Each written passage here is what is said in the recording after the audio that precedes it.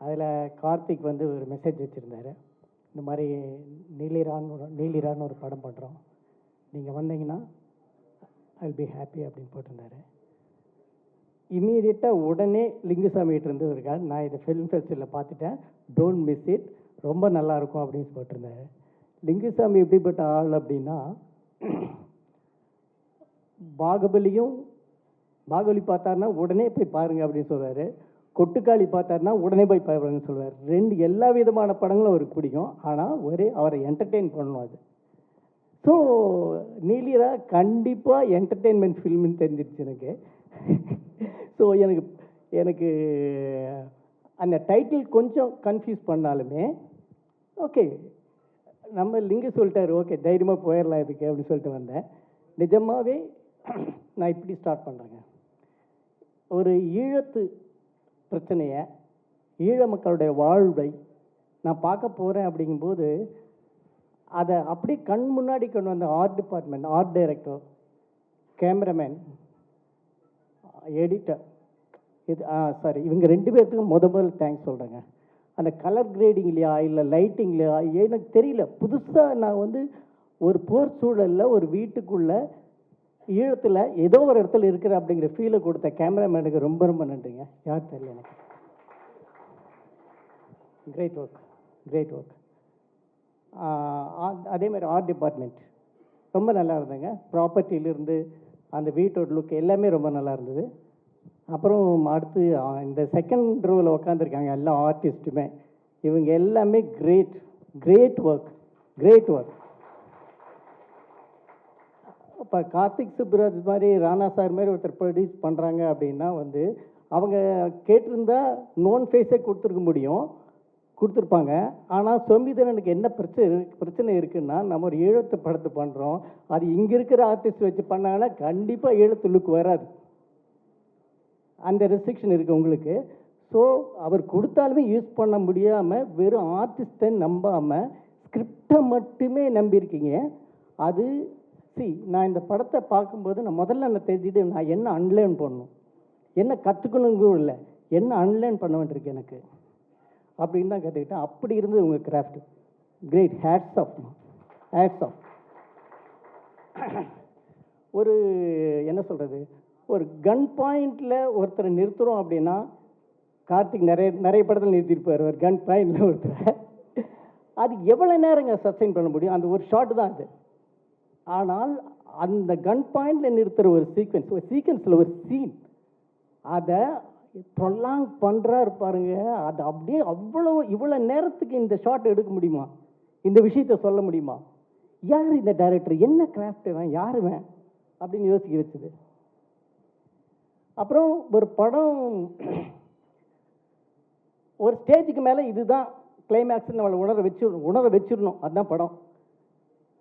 Climax என்னன்னு தெரியாமல் முடிக்கிறது வந்து கரெக்டான படமாக எனக்கு தெரியல. ஒரு ஸ்டேஜில் ஒரு பாயிண்டில் ஓகே இதுதான் கிளைமேக்ஸ் அப்படின்னு தெரிஞ்ச வச்சிடணும். அப்படி இதுதான் கிளைமேக்ஸ்ன்னு நமக்கு தெரியுது. அந்த இடத்துல போயிட்டு அங்கிருந்து அந்த நான் சொல்கிறது அங்கிருந்து வேற ஒரு விஷயத்த சொல்கிறார். அதாவது அங்கிருந்து ட்விஸ்ட் அடிக்கல, அவர் கிளைமேக்ஸ் தான் சொல்கிறாரு. நாம் எதிர்பார்த்த கிளைமேக்ஸ் தான் சொல்கிறாரு. ஆனால் அதுக்கு பியாண்ட் தட், அந்த கிளைமேக்ஸை நாம் எதிர்பார்த்த கிளைமேக்ஸை மீறி ஒரு விஷயத்த சொல்கிறார். ட்விஸ்ட் கொடுக்கறது ஈஸி, ஆனால் அது மீறி சொல்கிறது படம் ரொம்ப ரொம்ப கஷ்டம். இது நிறைய படங்களில், நிறைய சக்ஸஸ்ஃபுல்லான படங்களில் பார்த்துருக்கேன். ஒரு கிளைமேக்ஸ் இதுதான் சொல்லிட்டு அந்த இடத்துல வச்சு கிளைமேக்ஸை மீறின ஒரு விஷயத்தை, நாம் எதிர்பார்த்ததை விட மீறின ஒரு விஷயத்த சொல்லுவாங்க. அந்த சக்ஸஸ்ஃபுல்லான ஒரு எலிமெண்ட் இந்த படத்துலையும் இருக்குது. சோம்பிதரன் இதை ப்ரொடியூஸ் பண்ண கார்த்திக் சுப்புராஜ், ராணா சார், இவங்க எல்லாரும் தைரியமாக இருங்க. ஒரு சக்ஸஸ்ஃபுல்லான படம் கொடுத்துருக்கீங்க, வாழ்த்துக்கள். ஸ்டோன் பெஞ்சோட ஃபஸ்ட்டு படத்தோட டைரக்டர், மேதமான் டைரக்டர் ரத்னகுமார்னு இந்த ஸ்டேஜில் சொல்கிறது எனக்கு சந்தோஷம். அண்டு என்னோட முதல் பட ஹீரோ அனந்த் ரெட்டி அண்ட் இப்போ எடுத்துகிட்டு இருக்க படத்தோட விது, இவங்க 2 பேருமே இந்த படத்தில் நடிச்சிருக்காங்க. அதில் இன்னொரு சந்தோஷம் இங்கே இந்த மெடலில் நிற்கும் போது. சௌமி வந்து எனக்கு இந்த படம்லாம் பண்ணுறதுக்கு முன்னாடியே தெரியும். நான் ஒரு படம் பண்ணியிருந்தேன், அதில் ஸ்ரீலங்கன் தமிழ் டப்பிங் பண்ண வேண்டியது இருந்துச்சு. அதுக்கு பெருசாக பழக்கம் இல்லாதப்போ கூப்பிட்டேன். வந்து டப்பிங் ஸ்டுடியோவில் சண்டை போட்டுருந்தார். உச்சரிப்பு இப்படி இருக்கணும் அப்படி இருக்கணும் அப்படின்னு சொல்லிட்டு சண்டை போட்டாருன்னா எப்படின்னா அந்த படத்தில் ஓன் பண்ணிக்கிட்டாரு. அது ஒரு சின்ன போர்ஷன் தான் அதுக்கே. அப்போவே அவர் ஃபில்ம் மேக்கராக எப்படிப்பட்ட ஒரு படம் பண்ணுவார்னு எனக்கு தெரிஞ்சுது. அண்ட் எனக்கு நமக்கு நிறையா ஸ்லாங் தெரியும் தமிழில். ஆனால் எனக்கு பிடிச்ச தமிழ் வந்து ஸ்ரீலங்கன் தமிழ் தான். அவங்க பேசுகிற விதம், அந்த தமிழ் எனக்கு ரொம்ப பிடிக்கும். அந்த படம் ஃபுல்லாக அதை பார்க்கும்போது ரொம்ப சந்தோஷமாக இருந்துச்சு. நீலிரா வந்து ஒரு 1.5 மணி நேரம் படம். அதுதான் இப்போது ஹைலைட்டாக சொல்லணும் போல். அந்த ஸ்ரீலங்கா சைஸ் தான் இருக்கும் படம். பட் அது சுற்றி இருக்கிற கடல் அளவுக்கு பெரிய ஹார்ட் இருக்குது இந்த படத்தில். இந்த படம் வந்து இப்போ சின்னர்ஸ்னு ஒரு படம் எல்லாருக்குமே தெரியும், நிறைய ஆஸ்கர் நாமினேஷன்லாம் போச்சு. அந்த படத்துக்குள்ளே அவ்வளோ லேயர்ஸ் இருக்குது, அவ்வளோ பாலிடிக்ஸ் இருக்குது, நிறைய ஐடியாலஜிஸ் நிறைய பேசியிருப்பாங்க. பட் சர்ஃபேஸ் லெவலில் அது ஒரு ஜாம்பி படம் மாதிரியே அது ஒர்க் ஆகும். அந்த மாதிரி இந்த படம் நிறைய விஷயங்கள் மௌனத்தாலே பேசியிருக்கோம். பட்டு நீங்கள் அதை பற்றின பெரிய புரிதல் இல்லை, இது வரைக்கும் பார்த்ததில்லை, கேள்விப்பட்டதில்லைன்னு நீங்கள் போய் ஒரு படம் அப்படின்னு போய் உட்காந்திங்கனாலே உங்களை ஒரு டோன் பிரீத் படம் பண்ணுற பாதிப்பை பண்ணும். உங்களுக்கு அள்ளு விட்டுரும். அந்த மாதிரி இருக்கும் அந்த படம். எட்ஜா சீட்டில் தான் உட்காந்து பார்க்குற மாதிரி இருக்கும் இந்த படம். எனக்கு வந்து அண்டு இந்த ஸ்ரீலங்கன் இஷ்யூ வச்சு படம் பண்ணும்போது சின்னதாக ஒரு முகசுளிப்போ இல்லை திரும்பவுமா அப்படின்ற கேள்வியெல்லாம் வந்து இப்போல்லாம் யார் சார் ஜாதி பார்க்குற மாதிரி இதுக்கும் சொல்லிகிட்டு இருக்காங்க. இந்த படமே அதை மாற்றும். ஏன்னா போருக்கும் நமக்கும் தூரம் நம்ம நினச்சிட்ருக்கோம். ஆனால் எங்கோ ஒரு நாடு, ஏதோ ஒரு நாடு மேலே போடுற பாம்புக்கு எங்கள் வீட்டு முக்குக்கரில் முட்டை போண்டா கிடைக்க மாட்டேங்குது, சிலிண்டர் இல்லைன்ட்டு. ஸோ அது நம்மளை பாதிக்க தான் செய்யும். நம்ம பக்கத்து நாட்டில் நம்ம மக்கள் பட்ட அவஸ்தைகளும் பாதிப்பும் இன்ஃபேக்ட் இப்போ ரொம்ப ரிலேட் பண்ணிப்பாங்கன்னு நினைக்கிறேன். ஏன்னா கொஞ்சம் மாதம் நம்ம லாக்டவுனில் இருக்கவே அவ்வளோ கஷ்டப்பட்டோம். அத்தியாவசியத்துக்கு அவ்வளோ கஷ்டப்பட்டோம். பல டெக்கேட்ஸாக அவங்க அந்த மாதிரி இருந்திருக்காங்கங்க. அவங்களுக்கு அவர் சொன்ன மாதிரி அந்த ஒரு டாய்லெட்டை அப்போவே ரெடி பண்ணோன்ட்டு ஒரு சேரை ரெடி பண்ணப்படுற கஷ்டம் நீங்கள் அந்த ட்ரைலர்லேயே பார்த்துருப்பீங்க. ஒவ்வொருத்தரும் ஒரு 4 சட்டை போட்டிருப்பாங்க. அது எனக்கு அள வச்சிச்சு. நான் ஃபஸ்ட் டைம் சௌமி எடிட்லேயே அந்த படம் காமிக்கும் போது ரொம்ப ஸ்ட்ராங்கான இமேஜ் படங்களில் நிறையா இருக்குது. சொல்லப்போனால் அந்த படத்தோட கடைசி ஒரு ஃபோட்டோ ஃப்ரேம் இருக்குது. அது வந்து உங்களை உழுக்கும். இந்த படம் வந்து based on memories of a war சைல்டுன்னு போட்டிருக்காரு. அந்த வார் சைல்டு அவர் தான். ஒரு குழந்தையோட பார்வையில் சின்ன சின்ன சந்தோஷமும் அவங்களுக்கு எவ்வளோ பெரிய போராட்டமாக இருந்திருக்குன்னு அவர் பதிவு பண்ணியிருக்காரு. லைஃப் இஸ் பியூட்டிஃபுல் படம் மாதிரி பெரிய பெரிய பிரச்சனைகள் நடுவில் ஒரு பெரிய காட்டில் யானைகள் சிங்கங்கள்லாம் அது ஒரு வாழ்க்கை வாழ்ந்துட்டுருக்குன்னா அங்கே எறும்புகள் கூட்டமும் ஒரு பெரிய கிங்டமே வச்சு உள்ளே வாழ்ந்துட்டுருக்கோம். அந்த மாதிரி ஒரு கிங்டம் மாதிரி தான் இந்த வீடு எனக்கு தெரிஞ்சு. அந்த வீட்டுக்குள்ளே இருந்த எல்லா கேரக்டர்ஸுமே வந்து என் ஃபேமிலி மாதிரி எனக்கு ஃபீல் ஆச்சு. கண்டிப்பாக இந்த படம் நாங்கள்லாம் பேசுகிற மாதிரி நீங்களும் படம் பார்த்ததுக்கப்புறம் பல பேர்கிட்ட கொண்டு போய் சேர்ப்பீங்கன்னு நம்பிக்கை இருக்குது. இந்த வருடத்தோட மிக முக்கியமான படம், வெற்றி படமாக இந்த படம் இருக்கும்.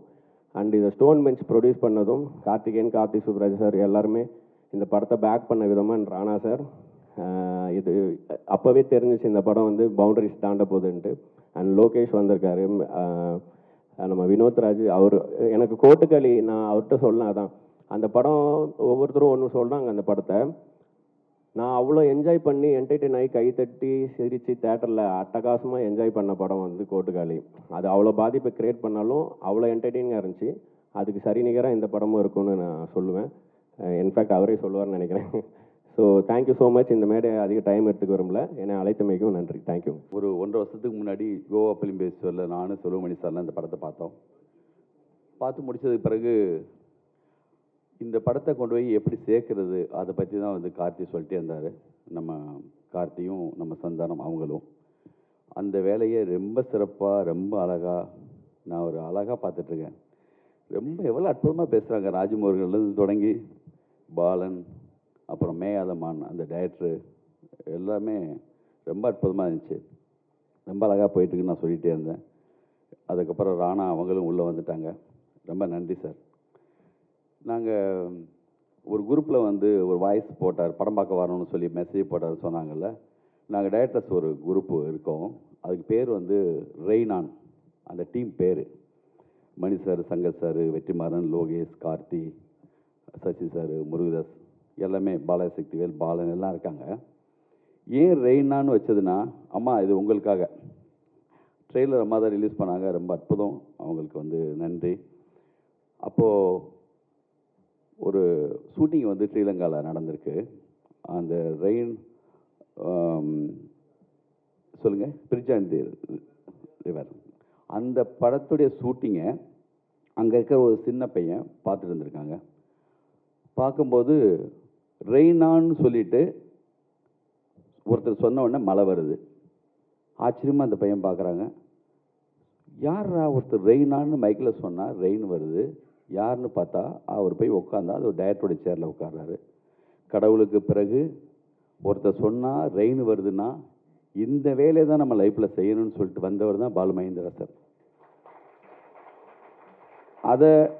அதை வச்சு தான் நாங்கள் அதை வச்சோம். அந்த டீமுக்கு பேர் ரெய்னான்னு வச்சுக்கணும்னு சொல்லிட்டு. நல்ல படம் பார்த்தா சசிதா சொன்னார்ல, அது வந்து பாகுபலியாக இருந்தாலும் சரி தான், நீலீராக இருந்தாலும் சரி தான், நான் வந்து சொல்லுவேன்னு சொல்லி. பெரிய படம், சின்ன படம், அது கண்டென்ட் உள்ள படம், இது கமர்ஷியல் படம், எனக்கு படம். அந்த படம் வந்து நம்ம எவ்வளோ தூரத்துக்கு என்கேஜ் பண்ணுது, அது எவ்வளோ தூரத்துக்கு வந்து அதை நம்மளை வந்து படம் மொத்தமும் பார்க்க வைக்கிங்கிறது தான் விஷயம். இந்த படத்துக்கு முழுக்க உயிர் இருக்குது. அந்த சோமேந்திரன் வந்து அந்த வாழ்க்கையை அங்கேருந்து பார்த்ததுனால அவரால் வந்து அவ்வளோ அற்புதமாக இந்த படத்தை வந்து பதிவு செய்ய முடிஞ்சிருக்கு. இந்த படம் குறித்து நிறைய நான் பேச வேண்டிய பல விஷயங்கள் எல்லாம் பேசிட்டாங்க. இதை கொண்டு போய் சேர்க்கறது தான் விஷயமாக நினச்சோம்.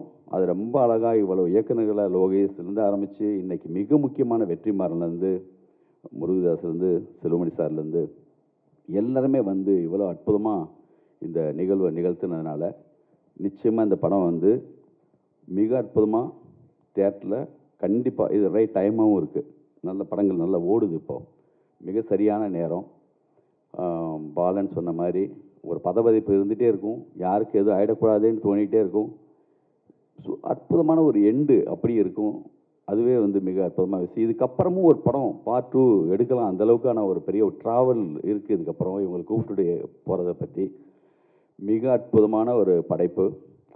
இப்போல்லாம் என்னென்னா, சங்கர் சார் அடிக்கடி சொல்லுவார், இந்த கதிர் போட்டாலே பயமாக இருக்கியா, நல்ல படம் மாதிரி தெரியுதுன்னு. சும்மா கிண்டலுக்காக நிறைய கதிர் போட்டு வர படங்களை பார்க்குறதுக்குன்னு. நாங்கள்லாம் பேசுகிறோன்னே இவன் வந்துட்டாங்கப்பா எல்லாருமே நல்ல படம்னு வேறு சொல்கிறாங்கன்னு பயந்துடாதீங்க. உண்மையிலேயே நல்ல படம். வாழ்த்துக்கள், நன்றி. நண்பர்கள் அனைவருக்கும் வணக்கம். இந்த படத்தை வந்து கார்த்திகேயன் உங்களுக்கு வந்து மிகப்பெரிய நன்றியை சொல்லணும். இந்த மாதிரி ஒரு படத்துக்கு இப்படி ஒரு பேக்கிங் கிடச்சி இந்த பிளாட்ஃபார்மில் சொல்கிறதுங்கிறது வந்து அதுக்கு வந்து ஒரு தோல் கொடுக்கறதுங்கிறது உண்மையிலே ஒரு பாராட்ட வேண்டிய விஷயம். அதுக்கப்புறம் ராணா சார் என் முதலாளி அவங்க கேட்டு கெஸ்ட் ஹவுஸில் ஒரு வருஷம் நான் இருந்திருக்கேன். நீங்கள் வந்து நம்ம இண்டஸ்ட்ரிக்கு வந்து நீங்கள் தொடர்ந்து படங்கள் பண்ணுறது எனக்கு பர்சனலாக உங்களுக்கு நான் தேங்க்ஸ் சொல்லணும். அது இந்த மாதிரி படத்தை வெறும் சண்டை, ஒரு சாங்கு, இந்த மாதிரி ஒரு படம் பண்ணாமல் ரொம்ப இப்படி ஒரு படங்களையும் நீங்கள் பண்ணுறது வந்து அதுக்கு பேக்கிங் வந்து நீங்கள் பண்ணுறது வந்து உண்மையிலேயே ரொம்ப சந்தோஷமாக இருக்குது. இந்த சூழ்நிலையில் வந்து உங்களை மாதிரி தயாரிப்பாளர்கள் வந்து தமிழ் இண்டஸ்ட்ரிக்கு ரொம்ப தேவை. அதுக்கு உங்களுக்கு ஒரு ஸ்பெஷல் தேங்க்ஸ் எனக்கு. அதுக்கப்புறம் இந்த படத்தை வந்து கார்த்திகேயனை கூப்பிட்டு காட்டியிருந்தார். ஸோ படம் பார்த்தோம். ஸோ இப்போ டைரக்டர் என் பக்கத்தில் இருந்தார். இப்போ ஒவ்வொருத்தவங்களும் சொல்லிட்டு இருந்தாங்க பதப்பதப்பாக இருந்தார். அவர் தான் உண்மையிலே பதப்பதப்பாக இருந்தார். யாராவது கதையை சொல்லிவிடுவாங்களோ, ஏதாவது அந்த சம்பவத்தை சொல்லிவிடுவாங்களோன்ட்டு, ஐயோ இது இவ்வளோ கிட்ட போயிட்டாரு சொல்லிவிடுவார் அப்படிங்கிற ஒரு டென்ஷன்லேயே இருந்தார். ஸோ ரொம்ப ரொம்ப அற்புதமான ஒரு படம். எல்லாருமே சொல்லிட்டாங்க. ஒரு போர் சூழல் அப்படிங்கிறது வந்து நம்ம வந்து டிவியில் பார்த்து, ஒரு நியூஸில் பார்த்து, புரியாத மொழியில் பார்த்தோம். ஆனால் நம்ம பக்கத்து நாட்டில், நமது சகோதர நாட்டில் அவங்க எவ்வளோ கஷ்டப்பட்டாங்கங்கிறத ஒரு வார் சூழலை வந்து ஒரு வீட்டுக்குள்ளே, சார் நான் ஜாஸ்தி சொல்ல மாட்டேன், ஸோ ஒரு வார் சூழலில் வந்து ஒரு வீட்டில் இருக்கிற ஒரு கேரக்டர்ஸை அவங்களோட எப்படி இம்பேக்ட் பண்ணுது, ஒரு போர் வீரர்கள் அவங்க போராளிகளுக்கு நடுவில் வந்து ஒரு பொதுமக்கள் எப்படி பாதிக்கப்படுறாங்க. ஒரு சாதாரணமாக நம்ம வந்து ஒரு திருமணம்ங்கிறது நமக்கு எவ்வளோ ஒரு சாதாரண ஒரு மறக்க முடியாத ஒரு நிகழ்வாக இருக்குது.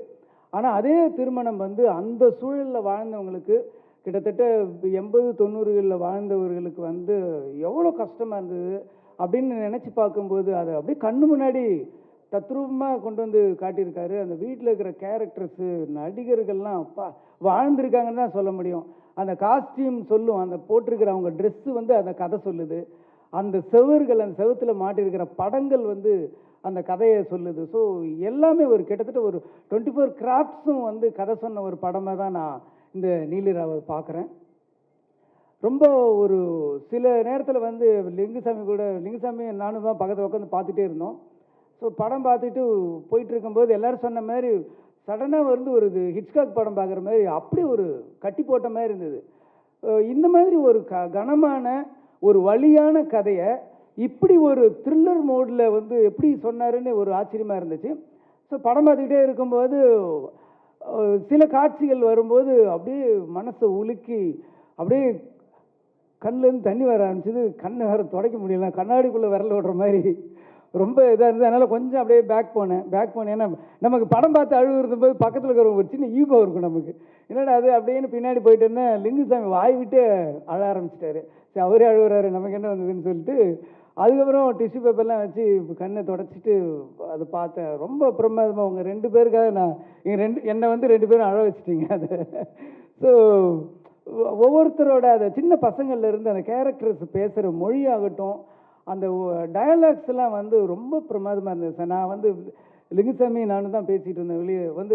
மணி சாரோட டயலாக்ஸுக்கெலாம் நாங்கள் ஒரு பயங்கரமான ஃபேன். ஏன்னா மணி சாரோட டயலாக் வந்து நீங்கள் ப்ரிடிக்ட் பண்ணவே முடியாது. இந்த கேரக்டர் இது சொன்னால் இதுதான் பதில் சொல்லும் அப்படின்னு நம்மளால் யூகிக்க முடியாது. அந்த மாதிரி வரிகள் வந்து இந்த படம் ஃபுல்லாகவே இருந்தது. ரொம்ப பிரமாதமாக இருந்தது. இது கிளைமேக்ஸில் வந்து ஒரு ட்விஸ்ட்டுன்னு சொல்கிறது வந்து சினிமா லாங்குவேஜ், அது ட்விஸ்ட்டுன்னு சொல்ல முடியாது, ஒரு உழுக்கல் இருக்கும். எல்லோரும் சொல்லிட்டாங்களே சார், எல்லோரும் சொல்லிட்டாங்க கல்யாணம்னு சொல்லிட்டு, அதனால நான் சொல்கிறேன். அது தாண்டி சொல்ல மாட்டேன்.